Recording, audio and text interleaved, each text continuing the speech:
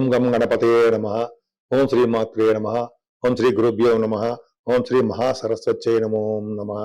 ఇప్పుడు మనం 5 గ్రహాలు కలయిక అంటే పంచగ్రహ కూటమి అంటాం మనం. ఈ 5 గ్రహాలు కూడా అంటే ఫస్ట్ కుంభరాశిలో రాహు ఉన్నాడు. రాహుతోటి 4 గ్రహాలు కలుస్తున్నాయి.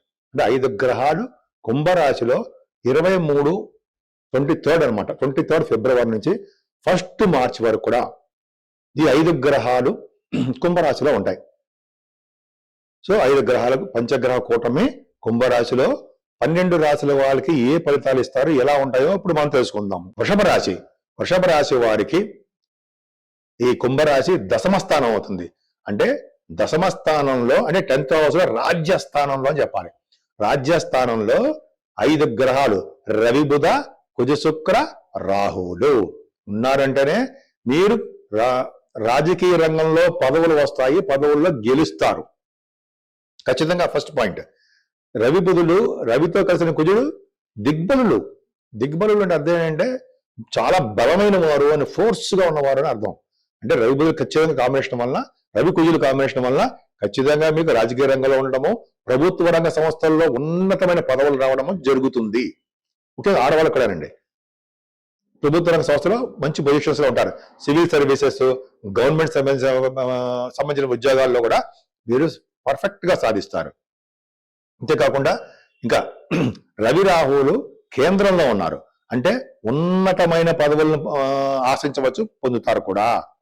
ఈ కాంబినేషన్ చెప్పాలండి. దశమ స్థానంలో రాహు ఉండాలంటేనే డాక్టర్స్, అవునా? కుంభరాశి డాక్టర్ సంబంధించిన రాశి.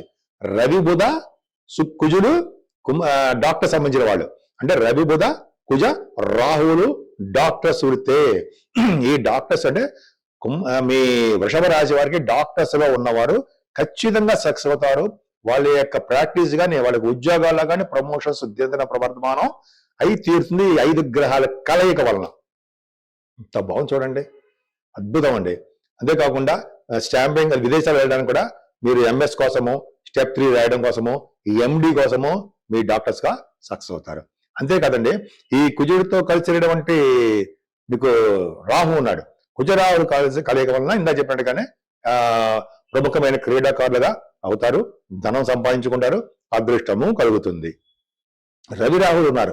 రవి రాహుల్ కాంబినేషన్ వలన రాహు అత్యంత బలమైన వాడవుతాడు. అంటే పొలిటికల్ రంగంలో బాగా నేమ్ అండ్ ఫేమ్ వచ్చి తీరుతుంది. అది శుక్రరాహు వలన ఔదార్యము కలిగి ఉండము, అదృష్టం కలిగి ఉండము, విదేశాలు వెళ్ళడము, ఇవన్నీ కూడా బాగున్నాయండి. అంటే రాజ్యస్థానం బాగుందంటే అంతటి అదృష్టవంతుడు ఇంకా లేడు. అంటే ప్రతి రంగంలోనూ, గవర్నమెంట్ సంబంధించిన వ్యవహారాల్లోనూ, సాఫ్ట్వేర్ రంగ ఉద్యోగస్తులుగాను, ఏ రంగంలో ఉన్న ఉద్యోగాలు ఉన్నా సరే రాజ్యస్థానం బాగుందంటే వాళ్ళు ఎక్కువగా నేమ్ అండ్ ఫేమ్ పొందుతారు. అంటే పేరు ప్రఖ్యాతులు పొందుతారు, అదృష్టం వరిస్తుంది. అందరికీ 12 రాశుల వారికి మనం ఈ 5 గ్రహాల కలయిక వల్ల కొద్దో గొప్ప కూడా చెడు ప్రభావం ఉంటుందండి. చెడు ప్రభావం అంటే మన పరిష్కార మార్గాలు పరిష్కారం చేసుకునేవే ఉంటాయి. అంతే తప్ప మనల్ని చంపేసేవి, మనల్ని హాస్పిటల్ చేసేసేవి ఏమీ ఉండవు. భయపడాల్సిన అవసరం లేదండి. మెయిన్ ఇంపార్టెంట్ ఏంటంటే మనకి 5 గ్రహాల కలయిక కొంతమందికి అష్టమ స్థానంలోను, కొంతమంది 12వ భావంలోను. మెయిన్ ఇంపార్టెంట్ ఇవే, అష్టమంలోను 12వ భావంలో ఉంటారు. ముఖ్యంగా రవి కుజులు 12వ భావంలోను అష్టమంలోను ఉండడం తప్పు. సో రాజకీయంగా కూడా అదే అనేక రకాలుగా మనకి ప్రాబ్లమ్స్ వస్తూ ఉంటాయి. కాబట్టి చిన్న చిన్న పరిష్కార మార్గాలు ఏంటయ్యా అంటే కుజుడికి సంబంధించినటువంటి పూజలు చేసుకోవడము, సుబ్రహ్మణ్యేశ్వర స్వామి వారి ఆరాధన, సుబ్రహ్మణ్యేశ్వర స్వామి వారి అష్టోత్తరము, పాలతో అభిషేకాలు చేయడము. సుబ్రహ్మణ్య స్వామి వారికి అష్టమంలో ఉన్న 12వ భావంలో ఉన్న ఏ భావంలో 12వ భావంలో ఏ భావం ఉన్నా సరే సుబ్రహ్మణ్యేశ్వర స్వామి పూజించిన వాడు ఎన్నిటికీ చెడిపోడు. అది గొప్ప అదృష్టం. ఆయనే కాపాడతాడు మనల్ని అనేక రకాలుగా. విద్య ఇస్తుంటాడు ఆయన, వివాహాలు చేస్తూ ఉంటాడు, అనారోగ్య సమస్యల నుంచి బయటపడేది చేస్తుంటాడు, కోర్టు సమస్యల నుంచి బయటపడేది చేస్తుంటాడు.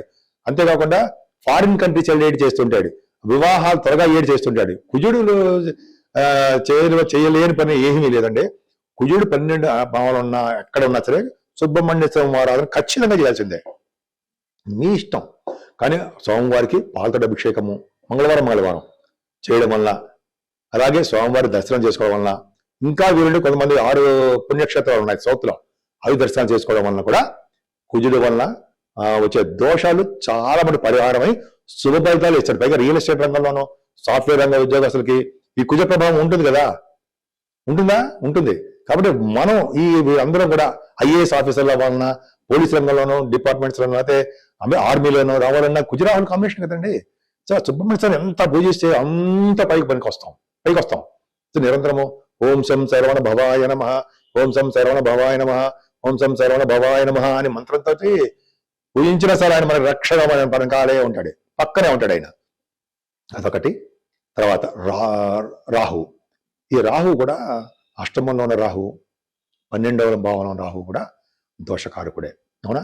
ఎందుకంటే అనారోగ్య సమస్యలు ఇవ్వడంలోను, దూర బంధువులు చంపేయడంలోను, చంపేయడం అంటే ప్రాణం తీయడంలోను, లేకపోతే బరియల్ గ్రౌండ్స్లోకి వెళ్ళడంలోనూ రాహు కారకుడు అవుతాడు.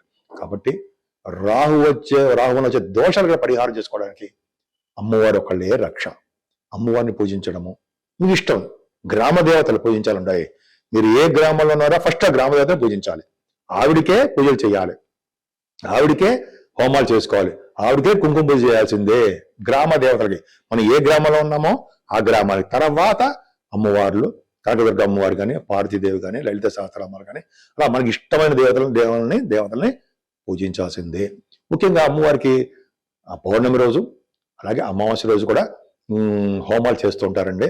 అది చాలా విశేషం. ఆ హోమాలు చేసేటప్పుడు కూడా నవగ్రహాల హోమం, నవగ్రహాలకు సంబంధించి కూడా చేస్తారు. అది గొప్ప విశేషం. కాబట్టి అది మిస్ కాకూడదు. అంటే మన పేర్లు చేస్తే మన పేర్లని చేస్తూ ఉంటారు, మన గొడవలో మన ఊళ్ళోనే చేస్తూ ఉంటారు. అది చేయించుకోవడం ఒకటి.